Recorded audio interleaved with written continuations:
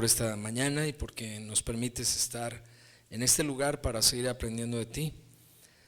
Te pongo en tus manos la vida de cada señorita, de cada joven, para que tú le sigas formando en tu voluntad, Señor, para ser agradable delante de ti. En el nombre de Jesús. Amén. Gracias por la pastilla.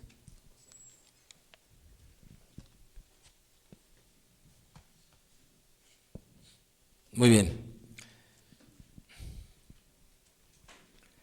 El domingo pasado nos quedamos en Efesios capítulo 5. Leímos el versículo 3, el 4, el 5, el 6, el 7, el 8, el 9, hasta el 12,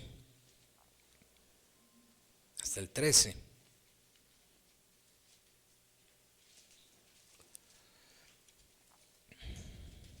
Y vamos a leer desde el 14 hasta el 20. Dice así la palabra de Dios, por lo cual dice, nos está diciendo a nosotros, despiértate tú que duermes y levántate de los muertos y te alumbrará Cristo. ¿Por qué creen ustedes que el apóstol Pablo le dijo a los efesios esto y de esta manera? Despiértate tú que duermes y levántate de los muertos. Una palabra dura, ¿no? Sin duda. ¿Qué haríamos si alguien nos dijera así? Si de por sí cuando el maestro nos llama la atención que nos estamos durmiendo en clase nos sentimos incómodos, ¿no? Oye, tú ya no te estés durmiendo. Ay, chicos. Pero imagínense que nos dijeran así, ¿no?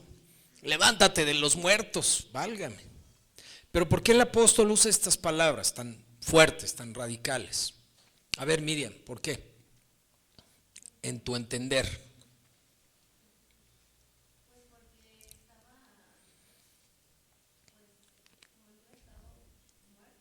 ¿Quién? ¿A quién les está hablando? ¿A quién le está hablando? La agarré en curva, Miriam. Perdón, Miriam. Discúlpame. A ver, Edwin. Me dice, ¿qué pasó? ¿Cómo está, pastor? ¿Cómo anda? También lo agarré en curva. A ver, ¿a quién no está en curva? A los efesios les está hablando. Algo les sabría, ¿no? Algo les conocería. Y por algo, durante todo el pasaje, les está diciendo lo que no deben estar haciendo. Y que se porten bien.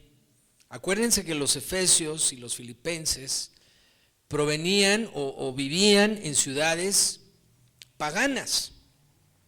La ciudad de Éfeso era una ciudad de la antigua Grecia. Los griegos tenían un montón de divinidades, de dioses. Obviamente ninguno era Dios, nuestro Dios, Jehová de los ejércitos, sino eran demonios a los que adoraban. Y tenían sacerdotes y sacerdotisas pues malignos, ¿no? Malvados, que en lugar de buscar a Dios pues adoraban estos ídolos, estos demonios.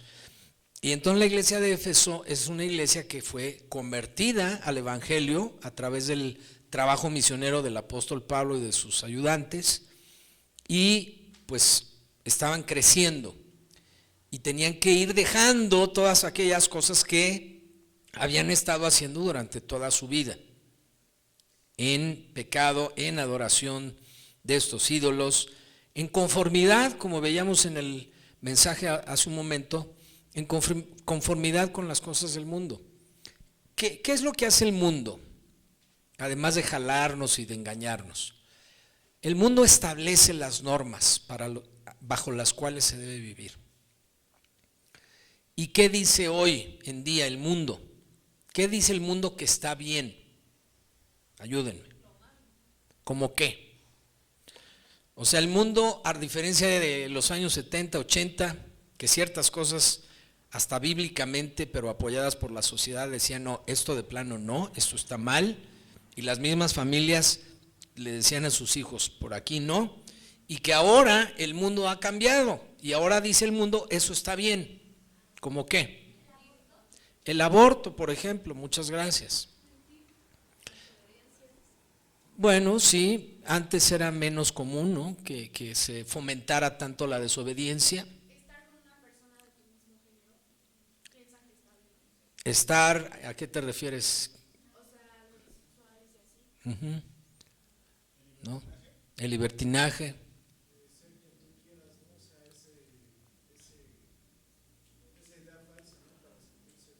Ajá.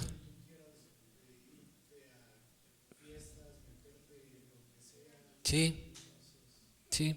Digo, puede llegar a haber extremos y que una persona diga, yo soy una piedra, ¿no? O soy un leopardo, y hasta se tatúan todos, no sé si han visto, se mandan poner unos colmillotes, todos raros. ¿Y qué dice el mundo? Está bien. ¿Quieres ser una piedra? Que sea una piedra. ¿Quieres ser un pájaro? Pues que se ponga sus alas, ¿no? ¿Qué pasó, hombre? El consumo de drogas antes estaba muy, muy mal visto, ¿no? Y ahora es casi, pues es lo que quieres hacer, pues hazlo, ¿no? Sí, sobre todo en otros países. Aquí no lo sé todavía, pero en otros países sí. Bajo ciertos consumos es legal y se permite. Y hay venta permitida, ¿no? Sí, ¿qué más? Sí. El no casarse, muy bien, buen punto. El no casarse y vivir con la pareja, con la persona, sin ningún compromiso, ¿no? Y casi, pues, como dicen, bueno, sí, dicen sin compromisos y si de repente nos cansamos el uno del otro, pues no pasa nada, no hay restricciones o no hay impedimentos para que nos podamos separar, no hay un papel, no hay un compromiso. Muy bien, ¿qué más? ¿Qué más? Antes estaba mal visto y ahora es permitido. Tener más de una pareja, así es, muy bien. Los tatuajes. Antes hasta la gente se los escondía, ¿no? Si es que se llegaba a hacer uno, y ahora es, miren mis tatuajes, ¿no?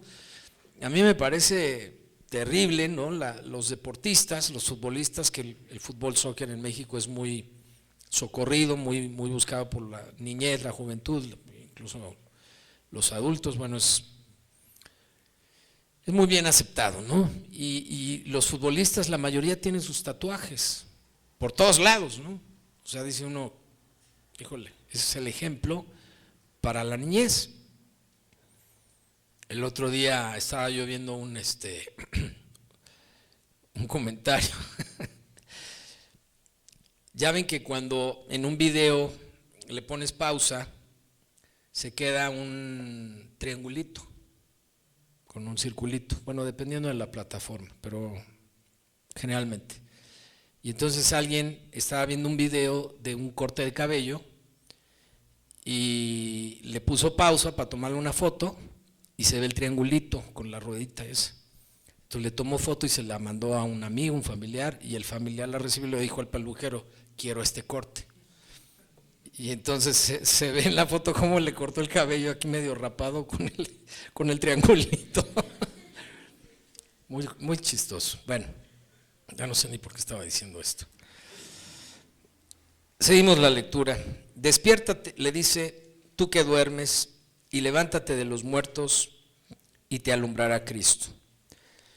En la Biblia el dormir es comparado a la muerte, ¿no? Cuando un cristiano muere, el lenguaje que se usa es que está dormido. ¿Por qué?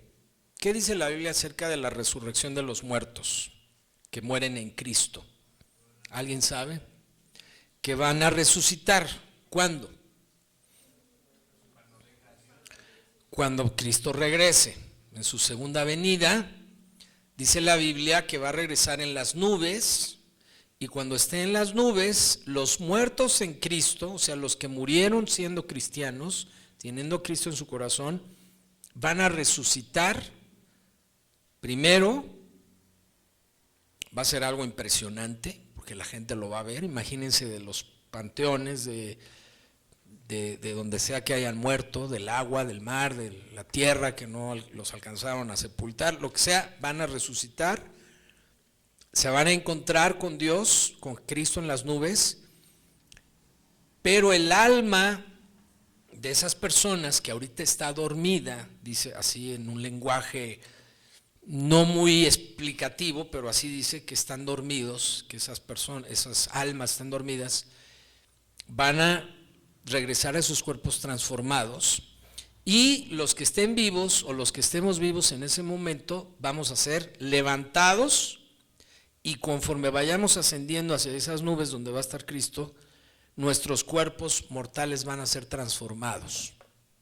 ¡Qué maravilla! ¿No? Cristo Jesús fue el primogénito de la resurrección. Cristo murió, fue sepultado, fue embalsamado, y a los 3 días dice la Biblia que resucitó en un cuerpo glorificado, nuevo, diferente al que había tenido antes de su crucifixión. Sin embargo, en ese cuerpo pudo ser visto, no era un fantasma pues, comió, dice la Biblia que atravesaba los muros y finalmente ascendió al cielo, no como Superman, desde luego, ni como un superhéroe de los cómics, pero pues de algún lado sacaron las ideas, ¿no? Queriendo divinizar al hombre.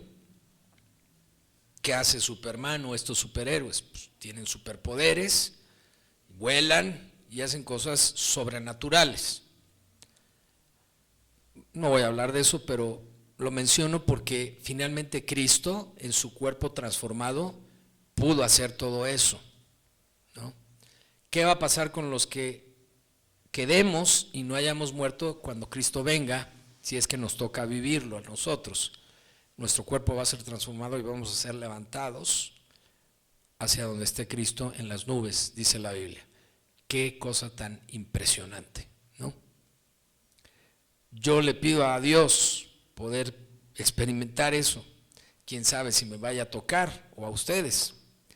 Digo, si comparamos la edad del mundo, que más o menos se calcula en 6,000 años, no en millones de años como raza humana me refiero, pues los años que ustedes y yo nos llevamos son poquitos, ¿no? Comparado a los 6,000. Entonces a lo mejor ni a ustedes ni a mí nos toca la segunda venida de Cristo, pero si nos llegara a tocar va a ser algo padrísimo. Y a lo mejor ahí nos saludamos en las nubes, ¿no? ¿Qué tal? Ya vamos, decía una canción por ahí, vamos rumbo al cielo. Muy padre. Bueno, entonces aquí en este pasaje está hablando del que está dormido, pero que está como muerto. Dice, levántate de los muertos. Obviamente aquí no le está hablando a los que ya murieron en Cristo. Está hablando de una forma hasta poética, diciéndole a los efesios que había varios de ellos que estaban como muertos, como dormidos. Y entonces les llama la atención y les dice, despierten. Despierten. El pasaje que leímos en Hebreos antes de terminar el mensaje, tienen las rodillas paralizadas y las manos caídas, ya sea por miedo, están pasmados, ¿no?, congelados, o por inactividad, que puede haber mucha gente así.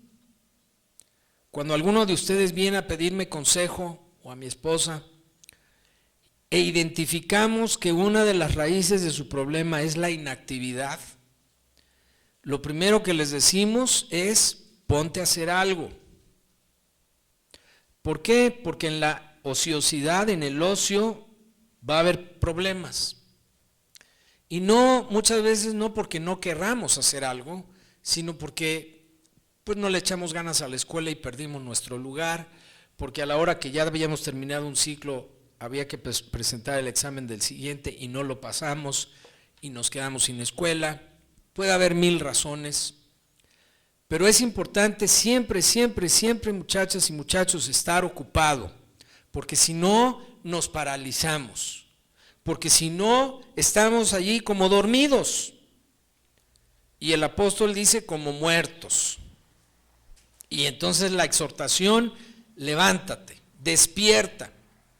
Acuérdense que el tema base de esta serie de clases es: aquí estamos pero no somos del mundo. ¿Qué nos debe caracterizar como jóvenes y señoritas cristianos y cristianas? No estar así. No estar muerto o como muerto, ¿no? Necesitamos despertar en Cristo, y dice, y te alumbrará Cristo. Nos alumbrará no para que brillemos así como muñequitos de aparador. O sea, ¿para qué necesitamos que Cristo nos alumbre? Primero, para no estar a oscuras, ¿no? Y segundo, para saber para dónde ir. Qué bueno siempre es saber para dónde ir. Cuando vamos de campamentos, sobre todo allá con los niños a Camomila, les pedimos que lleven una lámpara, porque casi siempre hacemos alguna actividad en la noche ahí en el bosque, la fogata o alguna otra cosa, y no se ve, o se ve poco. Están los árboles y tapa la luz y tapa, o sea, se ve muy mal. Entonces necesitamos lámparas.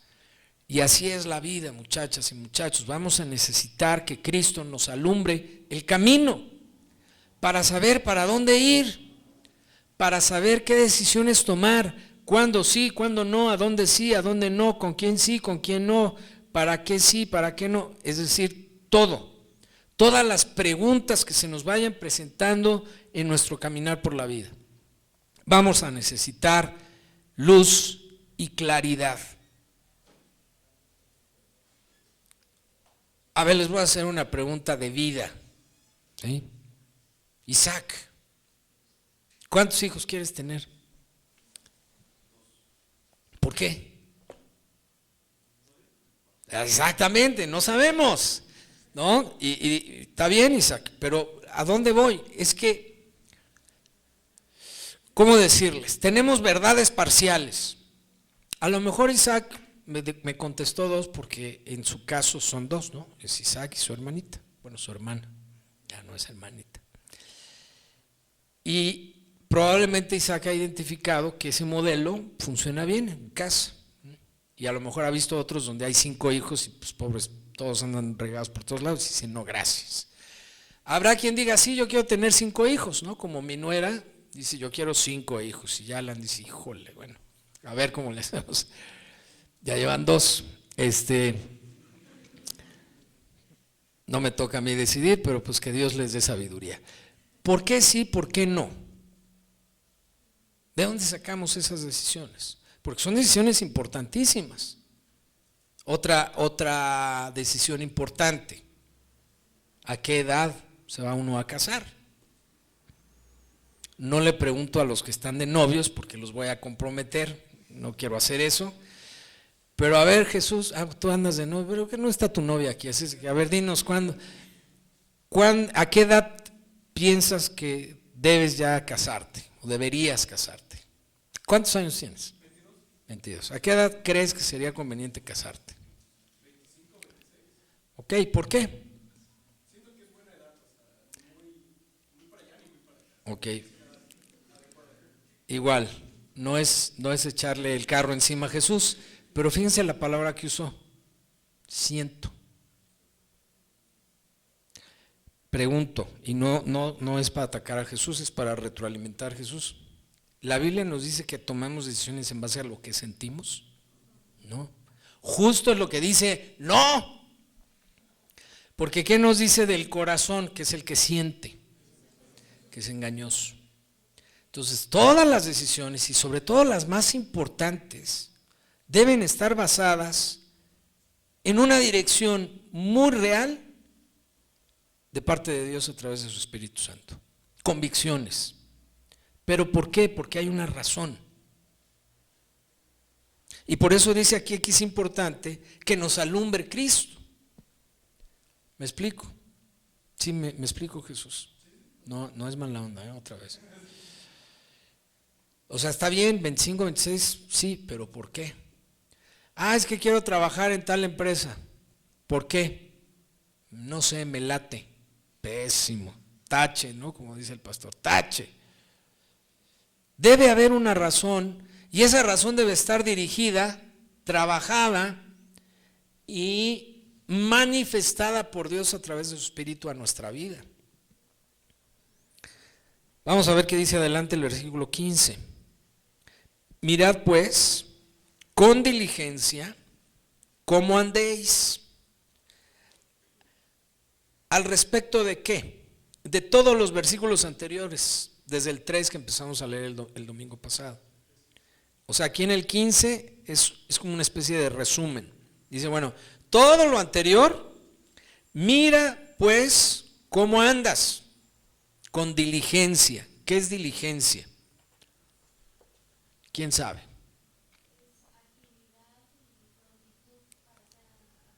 Agilidad y prontitud. A ver, búsquenlo en su Google. ¿Traen Google? Sí. Pónganle diligencia, significado o algo así. Y el que lo tenga primero que nos lo lea.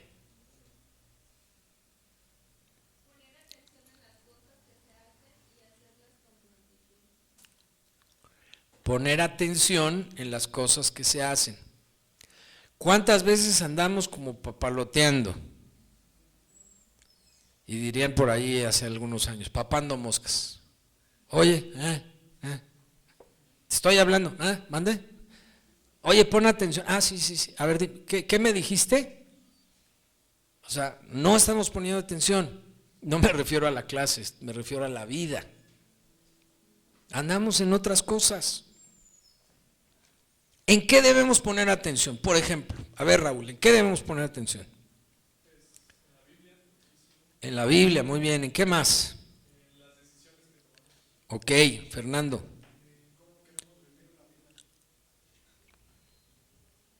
Yo te diría cómo debemos vivir la vida.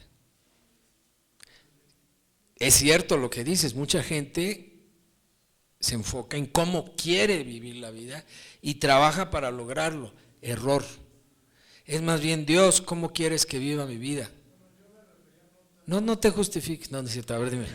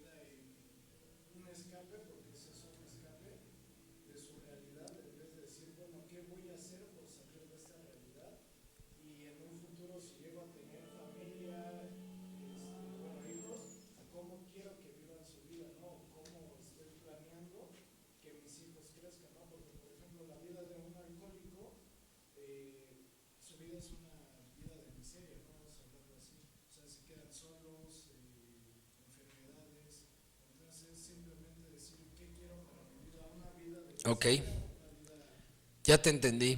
Muy bien, muchas gracias. ¿En qué más debemos poner atención? En nuestra vida espiritual, en nuestro caminar con Cristo. Si estoy haciendo bien las cosas, si no lo estoy haciendo bien, poner atención, estar involucrado, ¿no? Tomar decisiones que me lleven a eso. Y no estar, como dice el pasaje anterior, o el versículo anterior, como dormido, ¿no? Sí.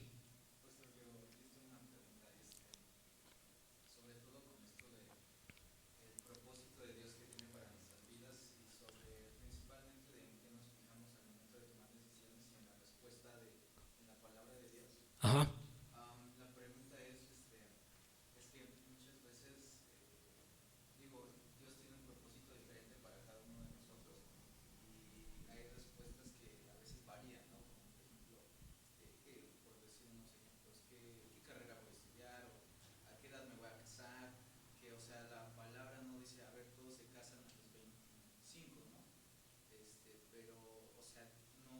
¿Ya te quieres casar?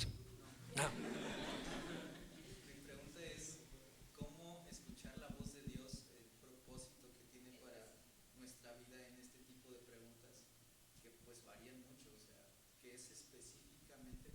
Claro. La misma pregunta me hice yo a tu edad, o quizás un poquito antes, y además aproveché la visita de un hermano que era profeta. Dije, ya la hice. Y entonces fui y le dije, hermano, ¿puede orar por mí? Quiero saber. Y así, fechas, nombres, todo, ¿no? Nombre de escuela, nombre de chica, ¿cuándo? ¿Cuántos hijos voy a tener? ¿Cómo se deben llamar? Estoy exagerando un poco, pero más o menos, ¿no? Y entonces el hermano así como que se rió, como dice, ay David, ay Natanael. No, no es cierto. Y entonces, vamos a orar, me dijo, vamos a preguntarle al Señor qué te dice en cuanto a tus preguntas. Y entonces, al estar orando por mí, Dios puso en su corazón decirme que yo lo que tenía que hacer era ponerme a estudiar su palabra todos los días, y que todos los días Dios me iba a ir diciendo qué tenía yo que hacer.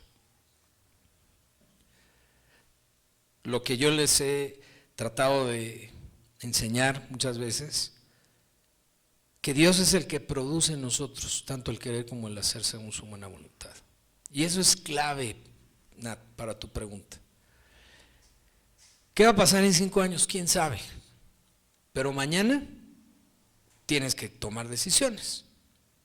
Entonces, ¿qué mejor que en la mañana de mañana preguntarle a Dios, ¿qué nos toca hacer hoy, Señor? ¿O qué me toca hacer hoy? En ese plan que tú tienes para mí y que por el momento es desconocido. Tú ya ahorita estás estudiando algo, una carrera, una profesión, una ocupación. ¿Qué estás estudiando? Composición. ¿Por qué? ¿De dónde lo sacaste?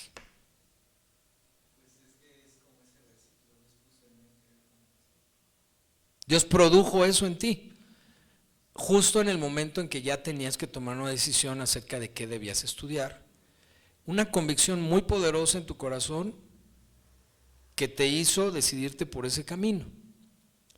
¿Qué va a pasar en 30 años con relación a eso? ¿Sabes? Pero ya empezaste, ya obedeciste. Y a lo mejor en 5 años te dice, y aparte de eso quiero que hagas esto, y quiero que estudies estos idiomas, y Dios lo va a poner en tu corazón como una producción de un querer y de un hacer.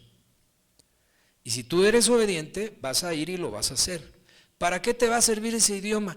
¿Quién sabe? Pero algún día Dios lo va a usar, tanto eso como el conocimiento que ahorita estás cultivando. Y un día, sin que menos te lo esperes, no lo sé, estoy siendo poético, vas a conocer a una muchacha, a lo mejor ya la conoces, pero un día Dios te va a decir, es ella, y ahí ya va a estar de tu lado el balón, no creas que Dios te va a hacer ahí la chamba, ¿no? Ahí vas a tener que echarle imaginación y ser creativo y invitarla a salir y hablarle bonito, llevarle unas flores. Eso no lo va a hacer Dios, eso lo vas a tener que hacer tú. Y un día la chava te va a decir, ese muchacho Natanael, sí, vale la pena. Y entonces ya van a empezar las mariposas, ¿no? En el estómago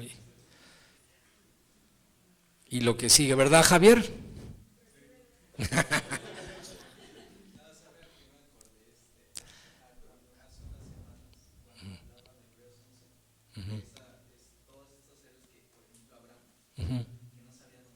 No sabía, sí.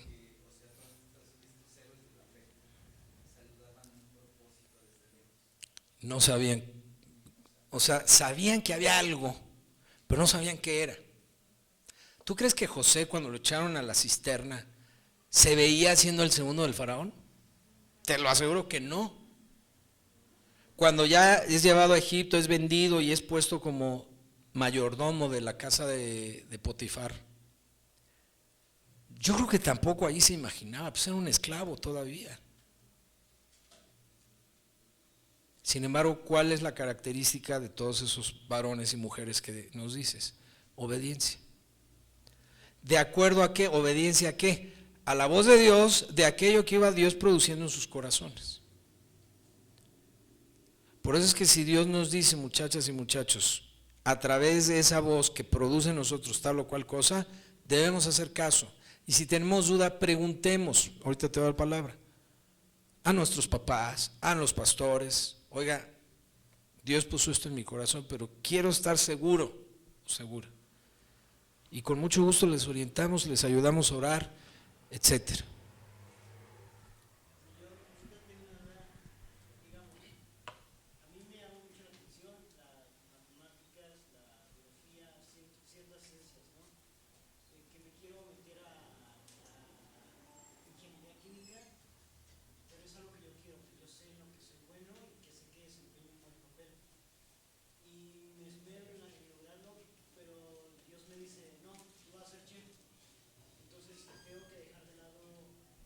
¿Por qué crees que Dios, o sea, a ver, explícame, ¿por qué? O sea, ¿es un ejemplo o es la realidad?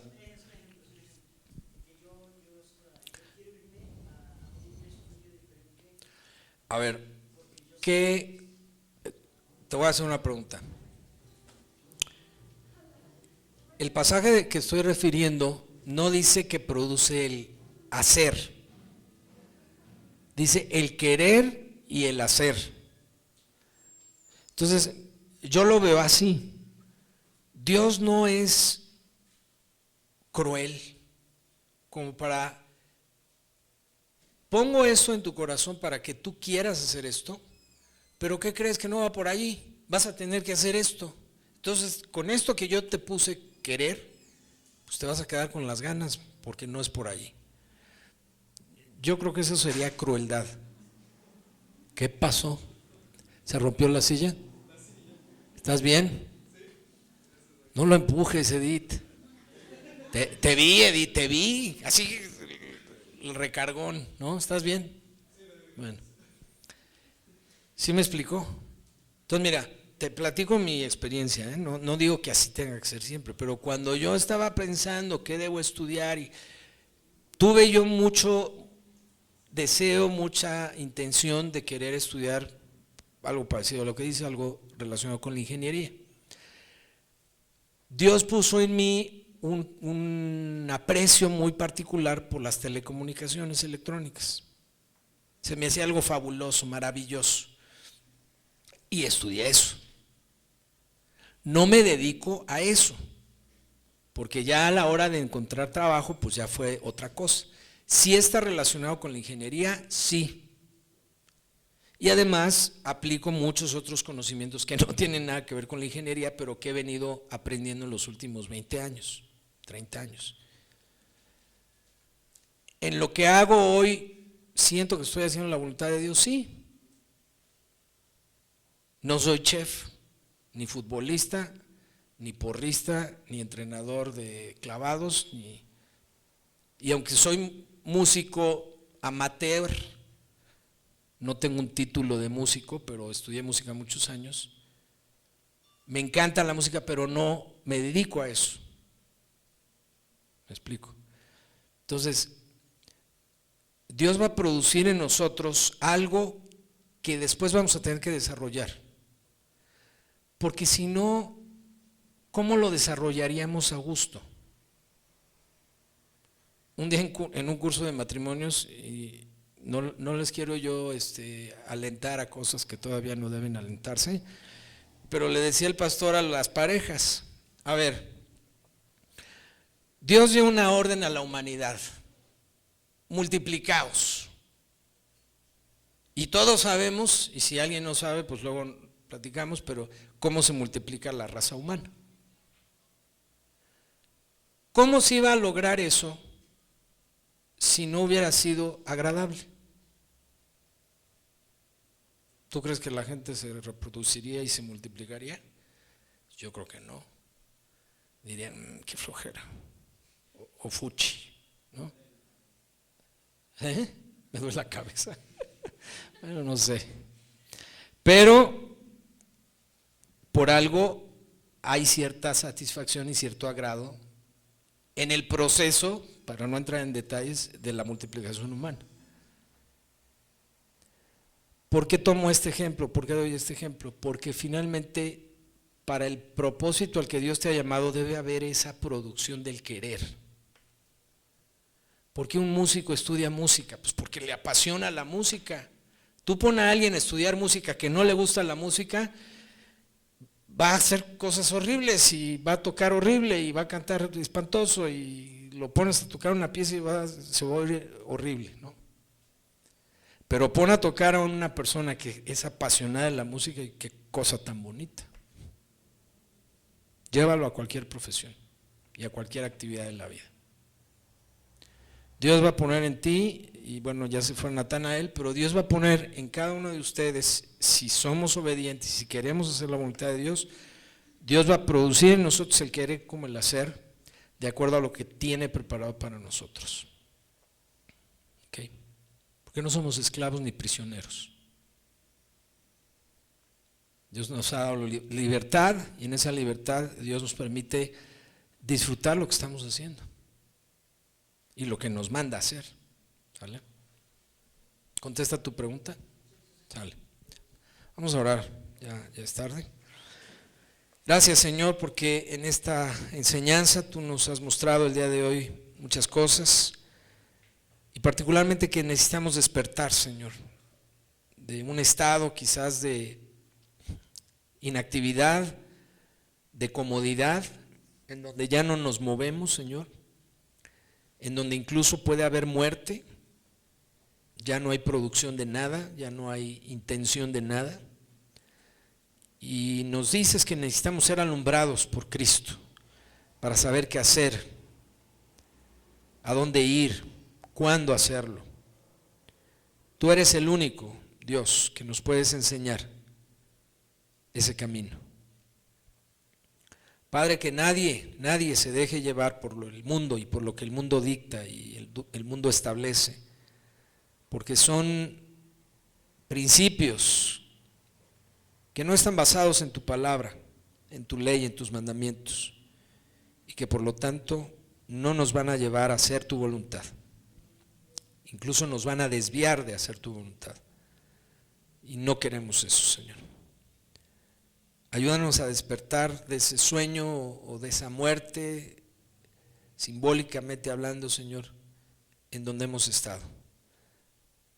A ocuparnos, no a estar ociosos, no a estar sin hacer nada, Señor, sino activarnos en aquello que tú quieres para nosotros. Dirígenos, muéstranos el camino.